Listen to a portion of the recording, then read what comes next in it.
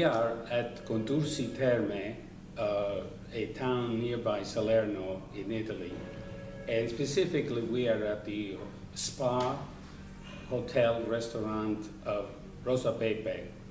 And we have the luck to have met the owner, which is Lucia Rosapepe. This is a wonderful place. She is an author, Italian-American writer, living in Italy, and she writes songs, and she gives music to her songs also. She's having great success, and we are really happy to have her with us. Welcome. Thank you very much. Now, you were, of course, on the last meetings we met, and we know that you came from USA. You were born there. In Providence, Rhode Island. Providence, yes. Rhode Island. Right. And then you came to Italy. Yes, I came at 30 years old. Oh, so yeah. I left one part of my life and started over again. Tell us a little about this place here, because this is unique in certain sense, and it's very successful, and I think it's thanks to your energy and you think of a little bit of American know-how, right? Yeah, it probably did. Yes, no? it did, because we Americans take chances also. This is a family business. It goes back to 1907 as far as the founding of the Rosapepe family, of this thermal health spa. But this water goes back to thousands of years. Even the Romans came here. Because Pliny il Vecchio, the old Pliny, who was nothing but a reporter for the Roman Empire. He was a writer. He was a writer, and he would go around looking at various points and then write about them and send, let's say, the various persons to these areas. And this, we have been written up in the writings of Pliny il Vecchio, 2,000 years ago. The point on the Sele River, which is the river that is right below us, where the rocks become white. And you ask, what do you mean by this becoming white? We have a very, very important water. This is a water that brings up many of the deposits. The deposits are sulfur, there's calcium, many minerals, and these minerals come up in mineral salts. And it's good for the health. Yeah, and this is excellent for your health. It's excellent for your skin, for psoriasis, for various types of skin problems, for inhalation treatments, because this is very important, because all of these sulfur and all of the minerals in the salts are micronized. So tell us, when you came here to inherit this? I came here, let's say it was my father's portion of his inheritance. And so you yes. And you improved it, I imagine. And I came at let's say, a very strategic time, let's say, because what happened was that I came and I was starting to get used to the business. I was very fortunate to meet my fiancé, and we had an earthquake, the 1980 earthquake. So everything that was here was destroyed. So you married? I got married on, nobody gets married on the 31st of December, on New Year's Eve. I did. Because my husband at the time was in politics, and the mayor said, listen, this is the only time I can give you off is between the arrival of the, because we have roulotte, which would be the trailers, and then we had the compounds, these special trailers that are much heavier. So between there were 3 weeks, he said, okay, come back the 17th of January. Yeah. And so this is what happened. This is very successful, because I can see it was renovated, the building. This was renovated, and yes. People come here by the busloads, I can see that. Yes, we have two types of clients. We have the clients that come for the cures, You see, here in Italy, the cures are homeopathic cures, and they are sustained by the government. The government pays a portion of the cures, depending on the tax bracket of the people, if they are retired, and all of the various situations. So this is really recognized as a health benefit. Yes, a health benefit, and we have the various cures. We have the mud baths, the baths of the water, application of mud for arthritis, and then the inhalation treatments, which is excellent for sinus problems, bronchitis, asthma, and then we have gynecological treatments too. The way I see it, this is a multi-million-dollar enterprise. So in a way, I have to congratulate you. Well, we're trying to build it up. Let's say it is growing. It is growing as far as if you want to quantify it. But here we are in Italy. It's a little bit different than the United States.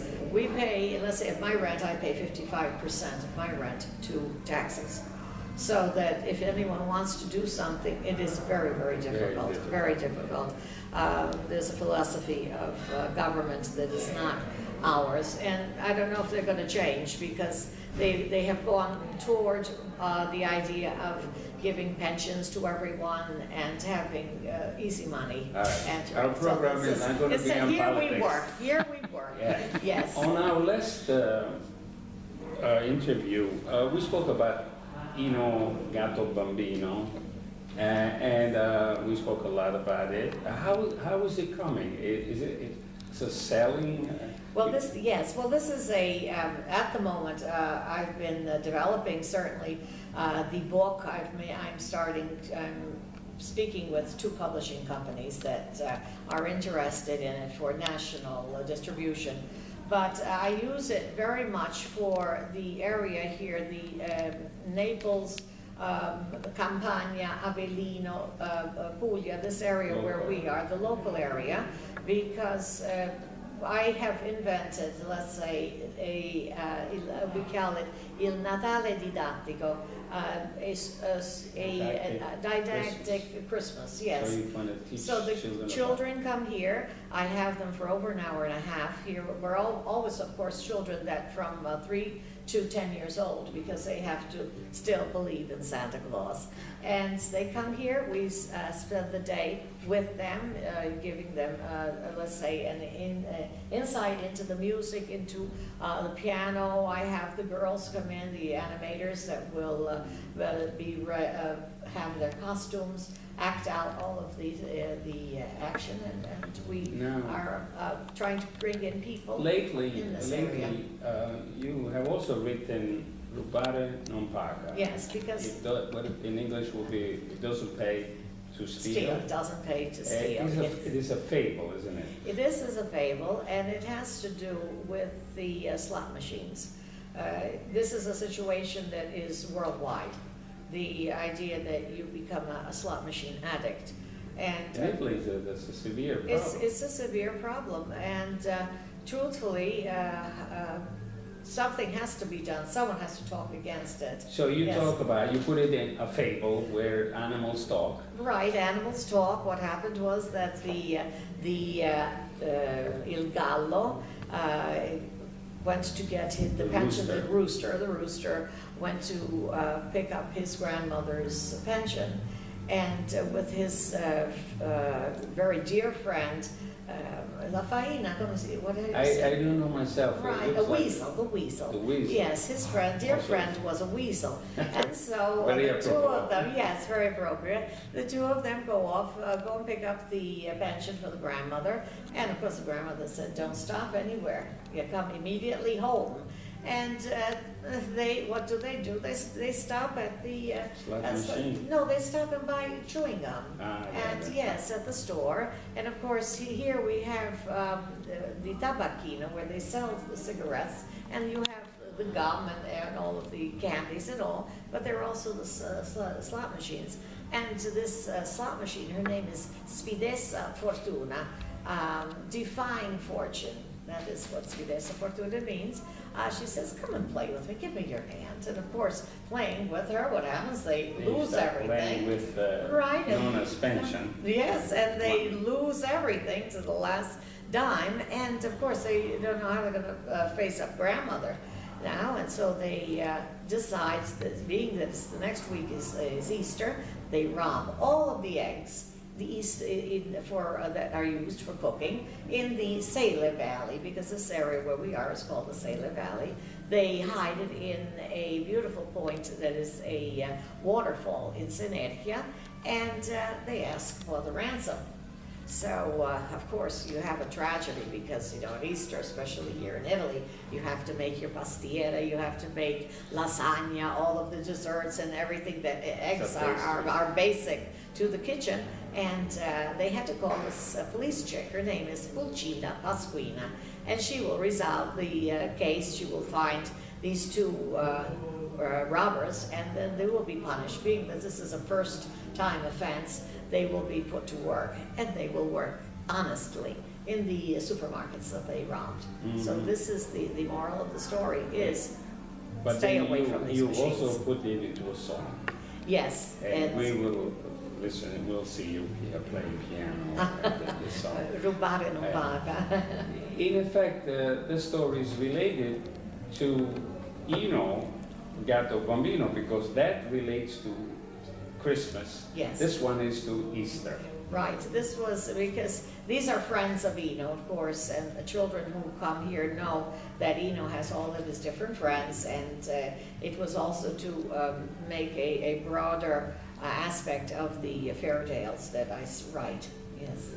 Tell us a little about your musical background. Did you learn how to play piano by here? Or? No, I am from Rhode Island. I studied piano privately at school, and then of course I studied with various pianists. I got my bachelor's degree at URI, University of Rhode Island. Then I studied here in Italy for a year with a great concert pianist at the Conservatory of Rome, Rodolfo Caporali, and then went back I won a fellowship to Connecticut College, and I got my master's degree there. And I continued with my doctorate at NYU, always in piano performance and musicology. Of course, I was very fortunate to get a job at Bryant College, and I also taught at Providence College. Music, always music or piano. So, yes, so music composition should be yes, and so it just came natural. Certainly, I can't devote my time to the orchestration because I haven't got the time really with the business and all. But I would. But you do write also. You write the songs. I write the songs. I write the lyrics, and I write the stories. And yes. Children's stories. And I basically children's stories, because I started this way. I was inspired by my cat at home, Eno. That's his name, Eno. And this Santa Claus, of course, has always been very dear to me. Being in a foreign country, I think maybe the things that are most these more very special to you, you cling to those remembrances. And this was Christmas. Yes, and you have the cat, you have Christmas, and these are two things that... You also wrote a song on L'amicizia. L'amicizia, because I don't write only children's songs. But many of my songs that I write, even these in Eno Gatto Bambino, are not, they're allegorical. Because one is, Amica mia ti lascio qui, my dear friend, I leave you here, and thanking the doll that had raised the cat for all the instruction they'd given. The other one, io sogno, io spero, io credo, I dream, I believe. And I go ahead. These songs are in form of poetry. These are poetry. These are poetry, yes. Free poetry, yes. Freestyle. Freestyle poetry. Instead, with L'amicizia, don't ask me how these things come into my mind. Many times when I'm home or when I'm ironing my husband's shirts, I think these are the moment that I have more inspiration. And the ideas come, or else I hear a couple of words. I have written a song at the moment that maybe a very important national singer will be singing. Dimmi perché, tell me why. I don't know. So but in this song, L'amicizia, it was a necessity of my part to speak about what is really friendship, amicizia, and it follows friendship in 3 stages. My mother always used to tell me a poem. The rose is a lovely flower. It's a flower of youth. It is born, it matures, and it dies, and it doesn't come back anymore. But And this is friendship. yes, and this is the friendship. This is something that reflects the poem. The friendship in this is as I composed it, speaks about friendship between children. And there's the loveliest friendship because there's that moment of innocence. You can count on And the that. friendship grows with the Yes, people as they with the grow. people. Then what happens is this couple matures, and of course the friendship blossoms in another situation. And true friendship in this particular, that they are young adults. What happens is that they have a fight, but in real friendship, if you're really friends, you know when to forgive. And this is very important because this is always a reflection on matrimony, because we have situations now that are terrible. People are not conscious of the damage, and they divorce. And if they don't have children, it's one thing, but when they have children, they do not, they're too egoistic, and they do not realize what the damage that they are doing on those children. And tell me, L'Amicizia now, you prepared a book for the Pope? Yes, Francesco? I have prepared for the Pope, and I've been very fortunate. Maybe we yes. can show it? Yes, this is the album of, and of course, if people are interested in seeing this is on YouTube. It's Rosapepe, L'Amicizia è on YouTube. And Assunta Carelli? Assunta Carilli is the singer. She's a girl from Castellammare di Stabia. In Naples. Yes, in Naples. And this is the song. And this is the song, the album. Friendship is. Friendship is. And what then is you give friendship? us different Yes. examples of. Yes, and this is these are all the pictures, clips from the film. from the film, the most important ones. And then, of course, I don't want to tell the ending of it, the last stage of friendship. But this will be presented to. And this will be, in a couple of weeks, I will be called to Rome and at an Just audience came of from the the US, you know. Yes, yes. And I will be presenting it. I'm very, very happy about this because it's a completion of a dream, a realization of it. Tell us about the musical progress or the writings that you have been, the composing, I should Right. say. I have been asked by the pastor of the next town over to write a musical, and I have written a musical speaking about this sanctuary that has been created, because before it was just a little chapel, and then of course with the various situations, religious situations, it has become a sanctuary. And he asked me to write a story about the whole thing. What happens is that a relief, a basso rilievo, a relief of the Madonna was found in this spot, and they couldn't move it. And so what happened was only this contadino, this farmer, with his donkey, were the persons that found it, and then felt the necessity of making this chapel, the Madonna of the Consolation, and La Consolazione. And So you wrote the. and so I wrote the whole story about it. And what has happened was, what was very important here, that while they were building the church, we have the sanctuary of San Gerardo, Saint Gerard, not too far from here. And at the time, San Gerardo was on his deathbed. He died very young. And this farmer went. She was local. He was local here, because you have Sant'Alfonso di Liguori, who wrote Tu scendi dalle stelle.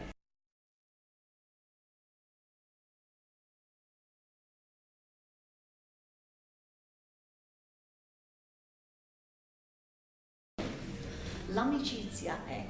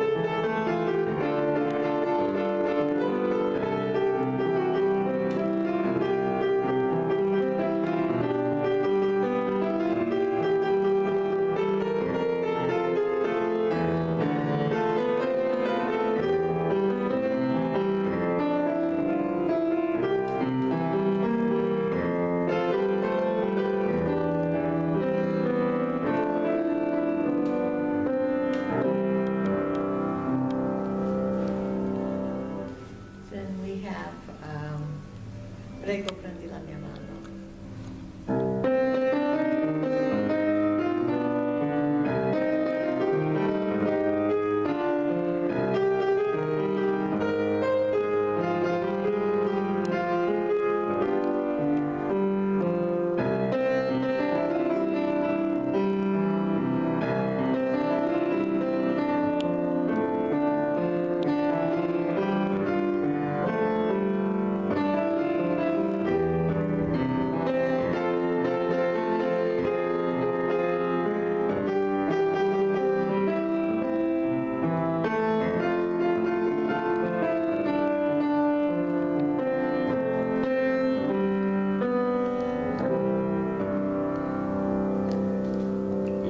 This is a piece that is not finalized yet, but I have a very important singer, Italian singer, who's interested in it.